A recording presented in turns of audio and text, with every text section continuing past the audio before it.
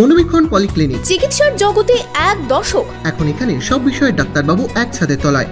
Phone করুন 7477799515 এই নম্বরে। আরজিকর কাণ্ডের প্রতিবাদে বিক্ষোভে জঙ্গিপুর হাসপাতাল। শনিবার ইমার্জেন্সির সামনে হাতে প্ল্যাকার্ড নিয়ে বিক্ষোভে জঙ্গিপুর সুপার স্পেশালিটি হাসপাতালের চিকিৎসক, নার্স থেকে স্বাস্থ্যকর্মীরা।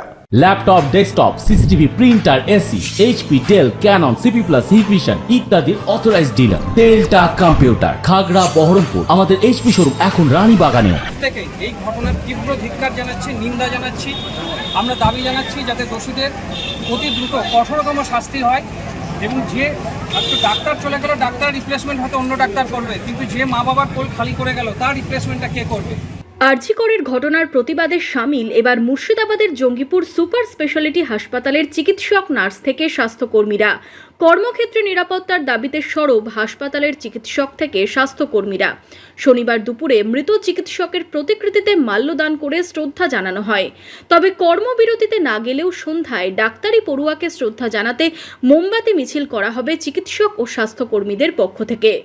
কর্মরত অবস্থায় আমাদের একজন সহকর্মী, দ্বিতীয় বর্ষীয় একজন পোস্ট গ্র্যাজুয়েট ট্রেনির উপর একটা অত্যন্ত নারকীয় পাশবিক একটা অত্যাচার হয়েছে এবং তারপরে তাকে খুন করা হয়েছে।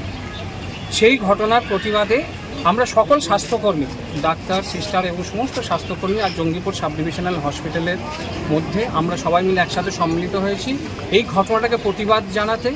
যে দোষী সে যাতে কঠোরতম শাস্তি পায়, দৃষ্টান্তমূলক শাস্তি পায় এবং অতি দ্রুত যাতে তার বিচার হয় এবং এই ঘটনার যাতে পুনরাবৃত্তি না হয় এবং আমরা যারা হেলথ ওয়ার্কার, যারা হেলথ কেয়ার প্রোভাইডার, তারা যাতে আমাদের ওয়ার্ক প্লেস আমরা যাতে সিকিউর থাকি, আমাদের ওয়ার্ক প্লেস বা কর্মক্ষেত্রে আমাদের নিরাপত্তাটা যাতে সুনিশ্চিত করা হয়।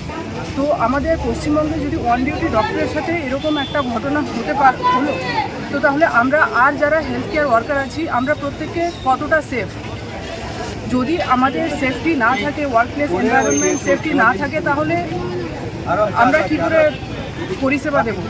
উনিদের যতটা সম্ভব দ্রুত বিচার হোক এই দাবি নিয়ে আজকে সন্ধ্যায় ক্যান্ডেল মার্চ করছি। আর তার বিদেহী আত্মার জন্য এখন আমরা শ্রদ্ধা জ্ঞাপন করব।